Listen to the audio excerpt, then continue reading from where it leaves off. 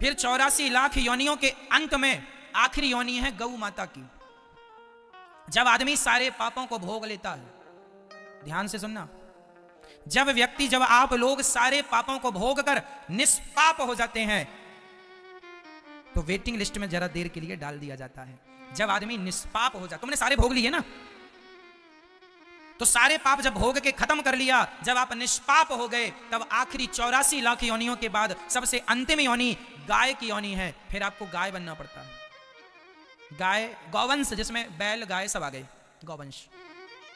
और फिर गौवंश के बाद फिर तुम जब शरीर त्यागती हो गाय का, गौवंश में बैल का शरीर त्याग कर फिर यमराज के पास जाते हो शुद्ध होकर, तब यमराज जी कहते हैं कि वाह, अब आ गए हो, तुम्हारे 5 किलो पाप खत्म हो गए, अब 100 ग्राम पुण्य बचे हैं। वो 100 ग्राम पुण्य लेकर यमराज जी कहते हैं जाओ, अब तो मनुष्य का शरीर तुम्हें दे रहा हूं। तो ये जो तुमने मनुष्य का शरीर पाया है, ये 84 का चक्कर काट के तुम लोगों ने ये मनुष्य का शरीर पाया है। फिरत सदा माया कर प्रेरा, काल कर्म स्वभाव गुण घेरा, कबहु की नर करुणा नर देही, देता ईस बिनु हेतु सनेही, बड़े भाग्य मानुष तन पावा, सुर दुर्लभ सदग्रंथ निगावा। बड़े भाग्य से मनुष्य का तन मिला है, इसे हल्के में ना लो। ये तुम्हें सुअर खाने के लिए नहीं मिला, चोरी करने के लिए नहीं मिला, शराब पीने के लिए नहीं मिला। ये मानव का तन भैया केवल आत्म कल्याण करने के लिए मिला है। क्यों नहीं समझते? क्यों अपना नुकसान कर रहे हो? क्यों जरा से सुख के पीछे अपना सब कुछ बिगाड़ रहे हो? क्यों नहीं समझ रहे हो?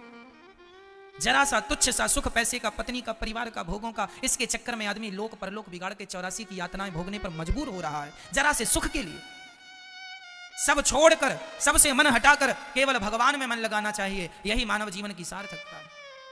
मेरे तो गिरधर गोपाल, दूसरो ना कोई, यही अंतिम सत्य है।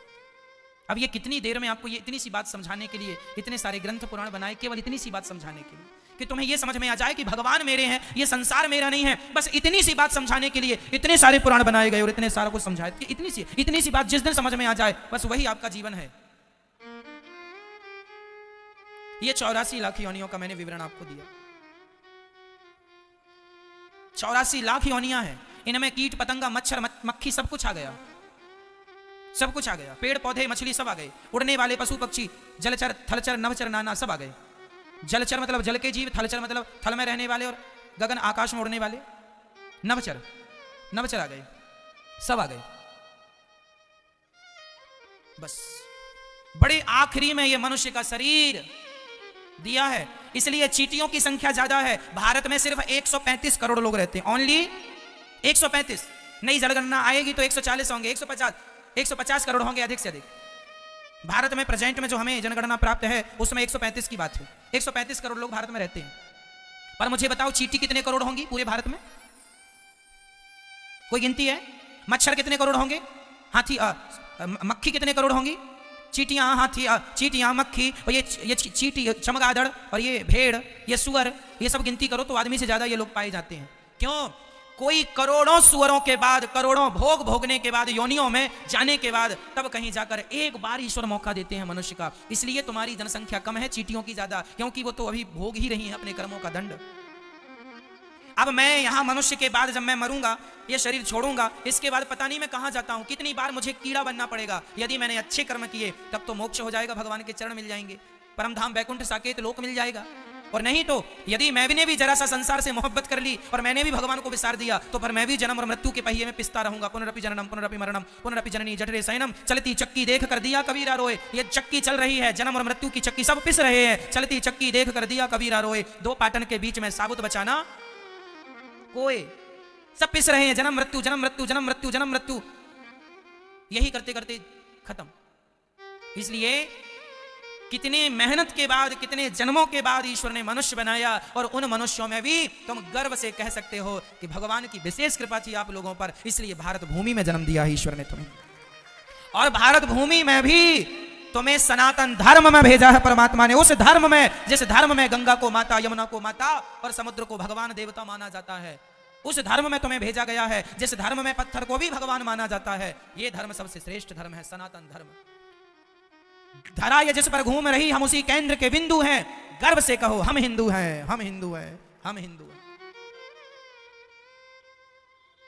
भाग्यशाली हो आप लोग कि आप लोग कथा सुन लेते हैं, वृंदावन में बिहारी जी का दर्शन कर लेते हैं। अभागी हैं वो लोग जिनके मुंह से भगवान का नाम भी नहीं निकलता। तुमको लगता है अमेरिका वाले ज्यादा भाग्यशाली हैं? ना जी, पैसे अलग विषय है मेरी मां। आध्यात्म अलग विषय है। पैसों से इस ज्ञान की तुलना ना करना। ये जो ज्ञान मैं आपको दे रहा हूं, ये जो मार्ग मैं आपको बता रहा हूं, इस मार्ग को पैसों से तुलना ना करना। मीराबाई के पास क्या पैसों की कमी थी, लेकिन मीराबाई ने जिनके खजाने सोने के थे, उन खजानों को छोड़ करके दुनिया से नाता तोड़कर गिरधर से नाता जोड़ लिया। यदि पैसों की बात करेंगे तो ये आध्यात्म जगत पैसों से मैच नहीं करेगा। यहां त्याग चाहिए, आसक्ति मुक्त आदमी चाहिए। मीराबाई ने क्या उसके पास, अरे राजा की बेटी थी मीरा, और राजा की बहू थी, राणा की बहू थी, कोई कमी नहीं थी उनके घर पैसों की, लेकिन सबसे नाता तोड़कर गिरधर से नाता जोड़ लिया। चांदी की दीवार को तोड़ा, मीरा ने घर छोड़ दिया, है ना। वो परमात्मा से संबंध बनाने के लिए, परमात्मा से रिश्ता बनाने के लिए, परमात्मा को पाने के लिए चांदी और सोने की दीवार को तोड़ दिया। अब आप कहें कि महाराज अमेरिका तो पैसे वाला है, तो पैसे से इस आध्यात्म की तुलना ना करना। ये जो सुख है, आध्यात्म का सुख है, इस सुख के सामने तो पैसे वाले हाथ जोड़े खड़े हैं। आपको बता दूं, हमारे देश में बड़े बड़े साधु संत हुए हैं।